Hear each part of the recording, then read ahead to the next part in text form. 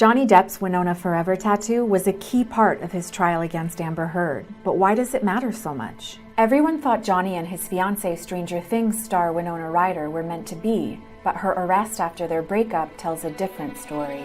Winona's own court case, along with the real story behind Johnny's tattoo, reveal what the media didn't show us. Winona Ryder, we'd been together for a few years. Very wild and passionate couple. Are you in love? Yeah. Do you think it's important to have a stable relationship when you're 19? And then the next thing you know, people are more concerned about your relationship. But the trial didn't show what happened after. When we broke up, how do you fix that? This wasn't just like a breakup for Winona. She went down a rabbit hole. This sort of piercing loneliness. They put me in the psychiatric ward. You would hear screaming at night. Winona Ryder was arrested last night and charged with 4 felonies. A barrage of cameras, tabloid headlines, and court appearances. We found a sinister pattern between Winona's trial and what happened to Johnny and Amber. A major celebrity, courtroom drama, real-life drama. An all-consuming public obsession. Millions of people judging me. She really overdid her reactions, facial gestures. It's really weird. This goes beyond entertainment. She took the stand today, and now the stand is missing.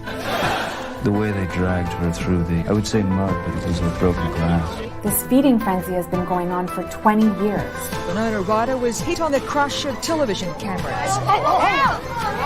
But Winona's finally had enough. This is the real life story behind the tabloids. What was the first clear sign you were in trouble? I felt completely beat up by myself, feeling like I didn't belong in the world, and I was having these horrible anxiety attacks. I remember really being so terrified of letting anybody around me know. What was she so upset about? Winona had just broken up with her first love, Johnny Depp, and she was about to go through her own very public court case, which has some striking similarities to what happened in Johnny and Amber's defamation trial. Johnny's trial, it's almost like soap opera-y. After digging into what happened with Winona, we discovered the story is way more complicated than people think. When Winona and Johnny first met, she was 17 and he was 25. I knew there was an age difference between them, but I didn't know it was that big. They met at the premiere of one of her films where he saw her across the lobby and said it was love at first sight. And for Winona, that kind of attention must have been a huge culture shock, especially when just 5 years before, she was getting beaten up at school for being different. They slammed my head into a locker. I fell to the ground and they started to kick the shit out of me. I had to have stitches. Walking home after leaving the nurse's office, I was pretending I was in some gangster movie. It was my way of dealing with it. Like, what made her an outcast? She grew up on sort of a hippie commune and she was active in social justice causes as young as age 12. Wasn't Johnny an outsider too? I thought so too, that at the time he met Winona, he was actually really popular and mainstream as a teen idol. He was already a star of 21 Jump Street and he was being followed by the paparazzi. Their romance happened really fast. Within a few months, they were engaged. The two of them together created this sort of unintentional power couple that neither one of them actually wanted to be. Winona, how do you feel about making a movie with Johnny?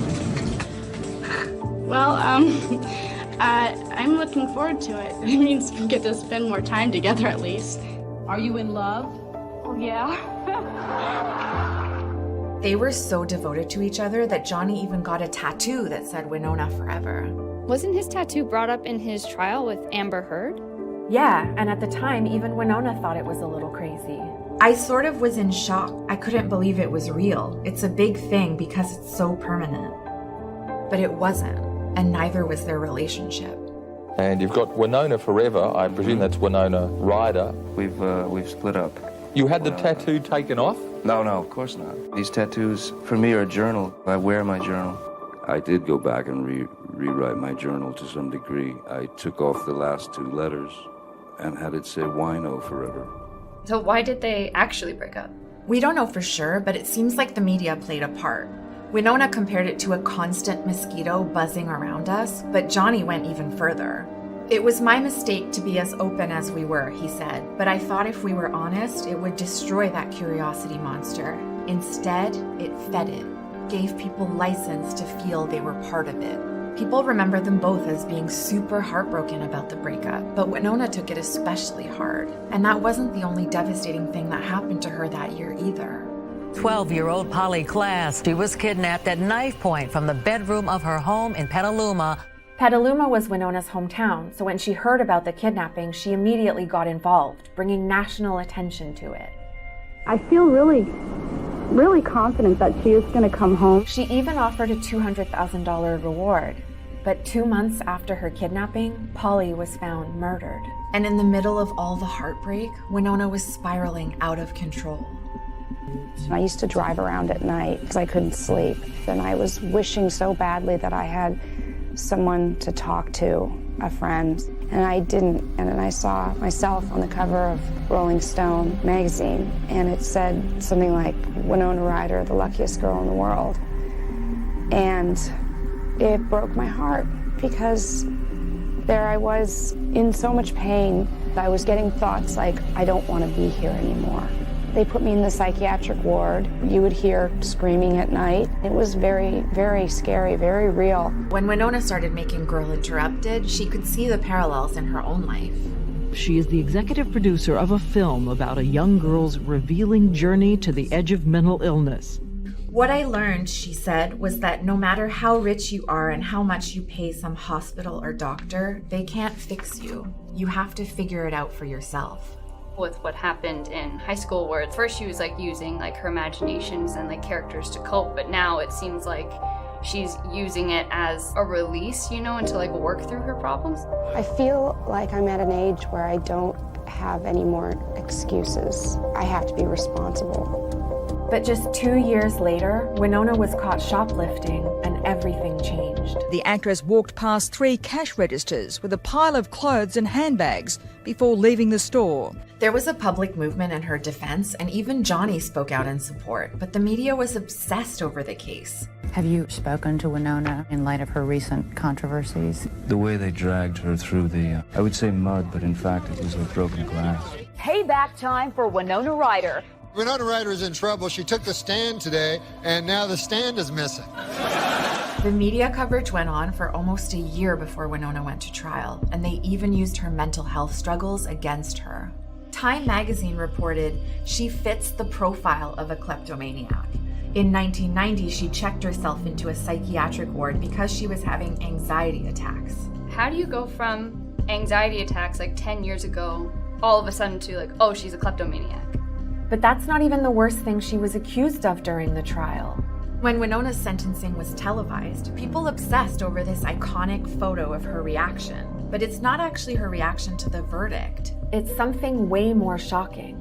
Garriga spoke of Ryder's many good and charitable acts, specifically the reward she put up a decade ago for the return of a missing California girl, Polly Klaas. But prosecutor Ann Rundle quickly pounced on Ryder's attorney for bringing up the Klaas case, and the courtroom exploded. It's for someone to trot out the body of a dead child.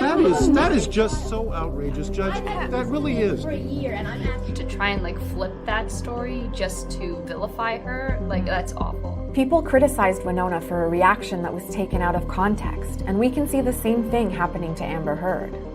When the judge read out her verdict, it seemed like he wanted to make an example of her. You have disappointed many people. I'm going to hold you accountable. What Winona did was wrong, but it seems extreme for her to be banished from Hollywood for 15 years over it. But that's exactly what happened. While Johnny was finding mainstream success with Pirates of the Caribbean, Winona was dropped from her next project and nobody would hire her anymore. So why did she do it? We can't say for sure, but after digging into some interviews, we found out that Winona revealed, psychologically, I must have been at a place where I just wanted to stop. I was so used to people telling me who I was. These labels were being slapped on me and I didn't have any life outside of it. So when she was cast out of Hollywood, Winona had to stop escaping through her work and try something different. What did she do next? She went back to her roots and focused on helping others. And she even hosted a benefit for 3 teenagers who had been wrongfully convicted of murder. Winona told Porter magazine in 2016, a lot of people had the perception that I just disappeared in the 2000s. And I did. It was a great awakening. It just wasn't in the public eye.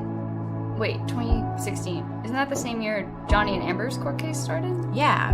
And while he was falling out of favor, Winona was having her comeback as Joyce Byers in Stranger Things. After taking time to reconnect with what really mattered to her, Winona came back to acting on her own terms. This show has really changed my life. Now, instead of escaping, Winona can show up as herself and be that weird girl and that outsider. And not only that, she's making it okay for others to be themselves too. She was literally like a second mother to me. She drove onto set one day just to see if I was okay. A lot of the time when we lose ourselves in life, it's because we're not being authentic to ourselves. Whenever you can, like, hone back into who you are and what you love. You can be celebrated for being who you are